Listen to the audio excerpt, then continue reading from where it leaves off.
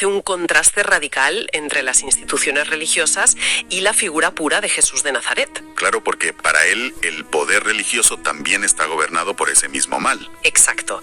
Dice que su objetivo es sembrar miedos para controlar la mente humana y vivir del, cito, cuento de los dioses. Exigiendo pleitesía y una obediencia ciega, claro. Sí. Y en contraposición a esto, el autor afirma algo muy profundo. Dice que los humanos en realidad son una chispa divina encarnada en un cuerpo humano. Y que las religiones lo que intentan es ocultar esto a toda costa. Lógico, porque si te das cuenta de que llevas la divinidad dentro, ya no necesitas intermediarios, te vuelves libre. Tal cual. O sea, para mí esto es como, imagínate un puente, ¿vale? Un puente espiritual inmenso, precioso, que originalmente fue construido para ser completamente gratuito. Vale, te sigo. Para que cualquiera pudiera cruzar libremente.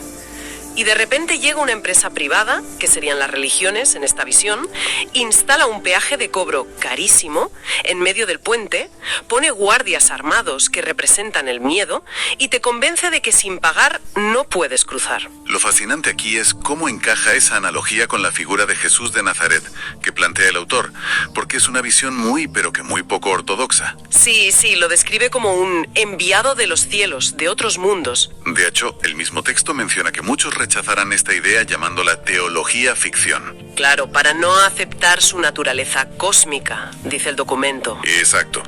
El autor afirma categóricamente que Jesús no vino a crear religiones, no vino a fundar iglesias, ni sacramentos, ni a poner mandamientos. Nada de burocracia. Nada. Vino única y exclusivamente a enseñar el camino a la conciencia mediante el amor y el perdón, y a ayudar a la humanidad a reconocer ese mal en el mundo. Separa tajantemente la espiritualidad pura de toda esa burocracia que tú mencionabas con tu analogía del peaje. Es que es un cambio de paradigma brutal.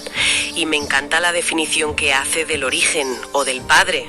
O sea, no lo ve como un señor con barba subido en una nube vigilando. No para nada. Lo define como la primera intención o el primer espejo donde reconocerte. Esa metáfora del espejo es clave, porque mirarte en un espejo implica un reconocimiento de tu propia esencia, de esa chispa divina.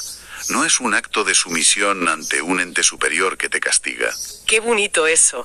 Pero, a ver, entonces, ¿qué significa todo esto a nivel práctico? ¿Llegamos a la conclusión del ensayo? Si la política, la economía y la religión son trampas, peajes y decorados controlados por el mal... Nos quedamos sin opciones en el mundo exterior, ¿no? Claro. ¿Qué salida nos queda? Y ahí es donde entra el título del ensayo. Ni se asusten, corran. Un título que, a priori, parece una paradoja inmensa.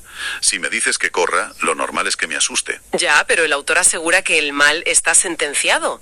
Dice que no forma parte de la naturaleza humana, que es como una ilusión que nos engaña como si fuéramos niños. Usando miedos y amenazas, claro. Sí, miedos, amenazas, pero también dulces. Ah, los dulces. ¡Qué gran detalle! Porque elegir el mal es siempre una elección. O sea, nos compran con confort, con estatus. Por eso dice, ni se asusten, no hay que temer porque el mal no puede vencer. El ser humano no está solo en un universo infinito, anegado de vida y conciencia. Esa es la promesa reconfortante. Pero luego viene la advertencia seria, el imperativo. Corran. Pero claro, ¿corran hacia dónde? Ese es el gran giro. Te dice que no es salida de emergencia en el mundo exterior. No vale cambiar de país, ni de sistema político, ni de religión. Hay que correr, sí, pero hacia adentro. Hacia adentro. Sí, porque el engaño final de ese mal es hacernos creer que somos solo nuestra mente y nuestros pensamientos. O sea, nuestras creencias impuestas, ocultando el verdadero regalo, la conciencia. ¿Sabes? Para asimilar esta idea de que el mal se destruye a sí mismo y que no es natural, a mí me ayuda mucho pensarlo como un virus informático. A ver, una metáfora tecnológica, adelante. O sea, imagina un virus informático mal programado. Entra en tu ordenador y hace muchísimo ruido. Te asusta, abre ventanas emergentes de alerta, ralentiza todo el sistema. Parece el fin del mundo para tu portátil, ¿sí? Exacto. Pero si tú, como usuario, simplemente dejas de interactuar con él, o sea, no haces clic en las ventanas, no entras en pánico y decides correr hacia adentro, que sería como desconectar la pantalla o desenchufar el router. ¿Te entiendo? el virus acaba colapsando su propio código. Se queda sin energía, sin necesidad de que tú tengas que combatirlo directamente tecleando a lo loco. Oye, pues es una analogía fantástica. Y además esto nos plantea una pregunta importante y valida totalmente la tesis del autor.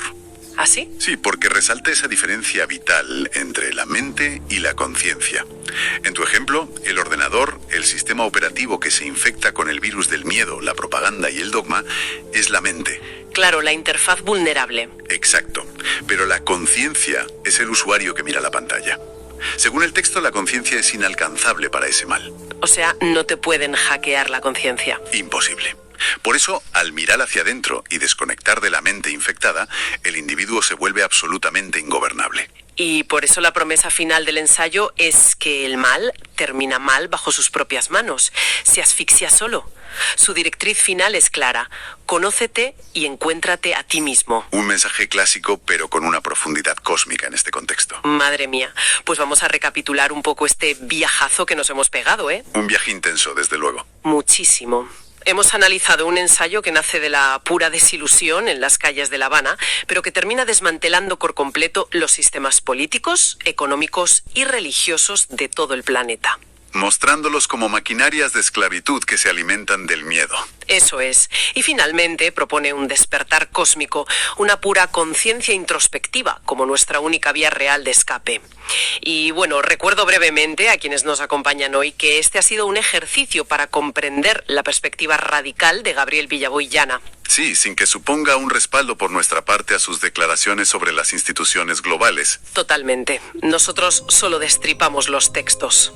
Y hablando de destripar y reflexionar, creo que el autor nos insta a correr hacia adentro y a dejar de alimentar estas estructuras, pero esto nos deja con una gran incógnita para llevarnos a casa y darle un par de vueltas. A ver, suéltala. Si la conciencia es verdaderamente ese refugio inexpugnable, el único refugio, y de repente una masa crítica de millones de personas decidiera despertar, dejar de tener miedo y dejar de participar en la ilusión de estos sistemas. Ojalá, ¿no? Pero ahí va la pregunta. ¿Se derrumbarían por sí solas las inmensas estructuras de poder global, como predice el autor? ¿O simplemente encontraría el mal una nueva forma de empaquetar, plastificar y vendernos esa misma conciencia como un nuevo producto? Tela marinera con la preguntita final. O sea, el sistema apropiándose de nuestra propia huida. Exacto. ¿Es posible escapar o el laberinto se adapta? Pues con ese pensamiento provocador y un poco escalofriante nos vamos a despedir hoy. Muchísimas gracias a todos por acompañarnos en esta inmersión profunda de conocimiento. Ha sido un auténtico placer. Un placer como siempre. Nos vemos en la próxima. Hasta pronto.